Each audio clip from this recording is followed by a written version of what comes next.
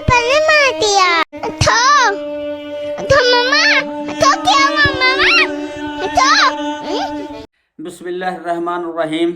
अस्सलामुअलैकुम वरहमतुल्लाहि वबरकातुहू। की हाल चाल है जी? ठीक ठाक हो? उम्मीद है अल्लाह ताला दे हुक्म दे नाल इंशाअल्लाह तुसी सारे ठीक ठाक होवोगे। अल्लाह ताला सब ते रहमत फरमाए, अल्लाह ताला सब नूं अपने हिफ्ज़ो ईमान दे विच रखे।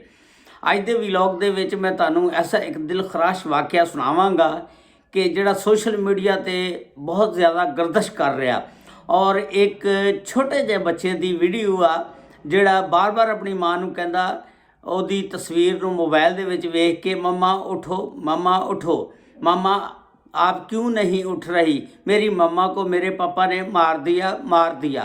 यानी यार उस बच्चे की गल नूं सुन के ते उहदियां गल्लां सुन के बंदे नूं रोना आंदा।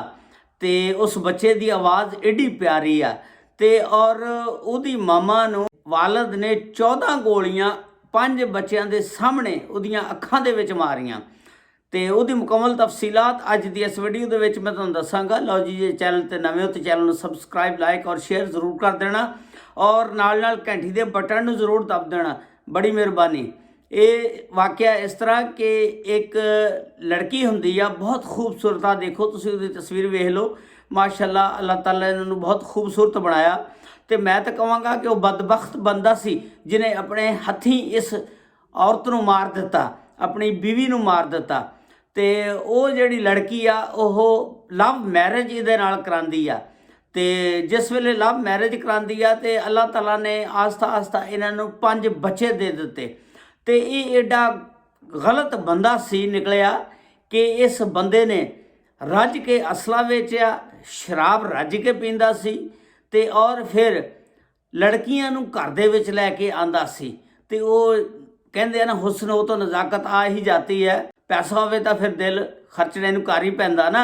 भी वो हराम की मंडी जिहड़ी आ वो कित्थे जानी आ, वो हराम की मंडी फिर इन्हां कम्मां दे विच ही निकलदी आ ना, जांदी आ। ते वो फिर हर रोज़ ना बन सवानी लड़की लैके आंदा सी घर। तो जदों तुहानूं पता बीवी के सामने कोई औरत दूसरी उहदे शौहर के नेड़े लगे, फिर वो औरत बर्दाश्त नहीं करती हैगी। वो फिर उहदे नाल लड़दी सी अपने शौहर दे नाल ते फड्डा पाउंदी सी। वो शौहर जिहड़ा सी फिर ਉਹਨੂੰ ਪੈਪਾਂ ਦੇ ਨਾਲ ਕੁੱਟਦਾ ਸੀ, ਬਹੁਤ ਮਾਰਦਾ ਹੁੰਦਾ ਸੀ। ਇਹ ਕਾਫੀ ਦੇਰ ਸਿਲਸਿਲਾ ਚੱਲਦਾ ਰਿਹਾ।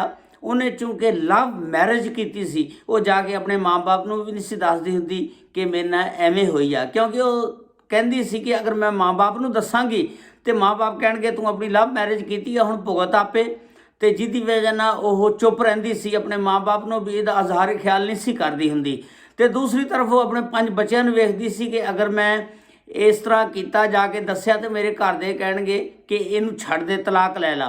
और फिर जदों हद तो ज़्यादा काम वध गया, फिर उन्हें अपने घरदियां नूं दसिया तो फिर उहदे घर दे कहण लगे कि तू इहदे कोलों तलाक लै ला। लेकिन वो अपनी वालदा नूं कहंदी सी कि मैं इहदे कोलों तलाक किस तरह लवां, एक तो मैं इहदे नाल प्यार करदी हां, दूसरे मेरे 5 बच्चे ने, तो 5 बच्चों की खातर मैं अपनी जिंदगी जिहड़ी है इहदे नाल निभावांगी, भावें औखी होवां सौखी होवां, तो हुण इह निभाणी पैणी है मैनूं। तो आखिरकार की हुंदा कि एक दिन वो आदमी जिहड़ा एक लड़की नूं लैके घर आंदा, तो उस तो फिर इन्हां दा फड्डा शुरू हो जाता, लड़ाई शुरू हो जाती आ। तो वो फिर कहंदी आ कि तूं इहनूं क्यों लिआंदा, कि जिहड़ा बंदा एक रज के शराब पींदा, असला बेचदा ते पैसा तो फिर उहदे कोल अन्ना ही है ना जो नजायज़ काम करना।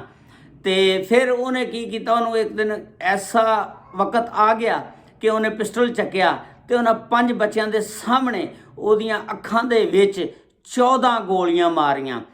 तो उहदा वड्डा बेटा दसदा कि जिस वेले पापा ने पिस्तौल चक्या, मेरी मामा नूं कहण लगा कि तू कलमा पढ़ ला अज। तो कहंदे कि उन्हें पहला उन्होंने कलमा पढ़ाया, कलमा पढ़ा के तो फिर उहदे 14 गोलियां 5 बच्चों के सामने मारियां। और जिस वेले 14 गोलियां उन्होंने बच्चों के सामने मारियां, बच्चे रोंदे पिटदे रहे। तो लेकिन की होना सी, कुछ भी नहीं होया। तो बच्चे जिहड़े चुप कर गए। तो ये इंटरव्यू सोशल मीडिया ते वायरल होया कि वो बच्ची की वालदा कोल एक एंकर इंटरव्यू कर रहा। बच्ची की वालदा दसदी आ कि कोई लड़की भी लव मैरिज ना करावे, क्योंकि लव मैरिज का जिहड़ा इंजाम जिहड़ा बड़ा बुरा हुंदा।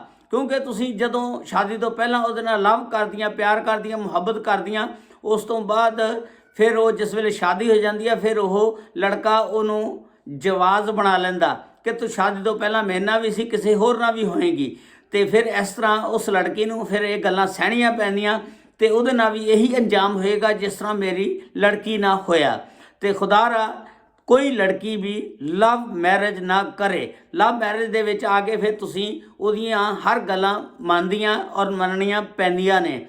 ਉਹਦਾ ਛੋਟਾ ਬੇਟਾ ਜਿਹੜਾ ਜਦੋਂ ਮੋਬਾਈਲ ਦੇ ਵਿੱਚ ਵੀਡੀਓ ਵੇਖਦਾ, ਉਹ ਮੰਮਾ ਨੂੰ ਗਿਰੀ ਹੋਈ ਨੂੰ ਵੇਖਦਾ, ਉਹ ਬਾਰ-ਬਾਰ ਕਹਿੰਦਾ मम्मा उठो मम्मा उठो, मेरी मम्मा को सर्दी लग रही है, मेरी मम्मा को ठंड लग रही है, मेरे पापा ने मेरी मम्मा को मार दिया। इस तरह का दिल दहला देने वाला ये वाक़या यकीन करो बंदे दे हथ पैर कंब जाते हैं। वो बच्चा देखो माशाअल्लाह अल्लाह ताला ने किड्डा सोहना ਉਹਨੂੰ ਦਿੱਤਾ, ਅਨਾਇਤ ਕੀਤਾ।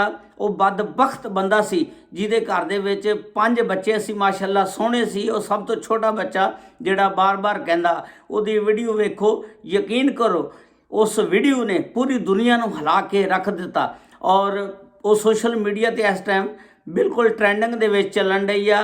ਲੋਕ ਉਸ ਵੀਡੀਓ ਨੂੰ ਵੇਖਦੇ ਨੇ ਔਰ ਬੱਚੇ ਨੂੰ ਵੇਖ ਕੇ ਤੇ ਰੋਣਾ ਆਉਂਦਾ ਕਿ ਉਹ ਕਿਸ ਤਰ੍ਹਾਂ ਮੰਮਾ ਦੇ ਨਾਲ ਪਿਆਰ ਕਰਦਾ। ਲੇਕਿਨ ਇਸ ਬਦਬਖਤ ਨੂੰ ਕੀ ਮਿਲਿਆ? ਬੱਚੇ ਜਿਹੜੇ ਨੇ ਉਹ ਵਿਚਾਰੇ ਰੁੱਲ ਜਾਣਗੇ, ਆਪ ਜੇਲ੍ਹ ਚਲ ਜਾਏਗਾ, ਉਹਨਾਂ ਦੀ ਮਾਮਾ ਨੂੰ ਮਾਰ ਦਿੱਤਾ। ਤੇ ਇਸ ਤਰ੍ਹਾਂ ਨਹੀਂ ਕਰਨਾ ਚਾਹੀਦਾ ਕਿ ਔਰਤ ਨੂੰ ਤੁਸੀਂ ਮਾਰੋ ਕੁੱਟੋ। ਅਗਰ ਯਾਰ ਐਡੇ ਤੁਸੀਂ ਬਹਾਦਰ ਹੋ, ਕਿਤੇ ਜਾ ਕੇ ਬਾਹਰ ਬਹਾਦਰੀ ਦਾ ਮੁਜ਼ਾਹਰਾ ਕਰੋ। ਔਰਤ ਨੂੰ ਕੀ ਮਾਰਨਾ? ਜੇ ਵਿਚਾਰੀ ਜਿਹੜੀ ਸਾਰੀ ਉਮਰ ਲਈ ਆਪਣੇ ਮਾਂ ਪਿਓ ਨੂੰ ਛੱਡ ਕੇ ਤੁਹਾਡੇ ਨਾਲ ਆ ਗਈ ਆ, ਤੁਹਾਡੇ ਨਾਲ ਜ਼ਿੰਦਗੀ ਗੁਜ਼ਾਰ ਰਹੀ ਆ, ਤੁਸੀਂ ਉਹਨੂੰ ਤੰਗ ਰੱਖੋ ਜਾਂ ਸੁਖੀ ਰੱਖੋ। ਤੇ ਉਹ ਅੱਛੀ ਬੀਵੀ ਵਿਚਾਰੀ ਜਿਹੜੀ ਨਾਲ ਗੁਜ਼ਾਰਾ ਕਰੀ ਜਾ ਰਹੀ ਆ। ਤੇ ਇਹ ਸੀ ਅੱਜ ਦਾ ਵਲੌਗ ਜਿਹੜਾ ਮੈਂ ਤੁਹਾਡੇ ਨਾਲ ਸ਼ੇਅਰ ਕੀਤਾ। ਅੱਲਾਹ ਤਾਲਾ ਸਭ ਤੇ ਰਹਿਮਤ ਫਰਮਾਏ, ਅੱਲਾਹ ਤਾਲਾ ਸਭ ਨੂੰ ਆਪਣੇ ਹਿਫਜ਼ੋ ਇਮਾਨ 'ਚ ਰੱਖੇ। ਅਸਲਾਮੁ ਅਲੈਕੁਮ व रहमतुल्लाहि व बरकातहू।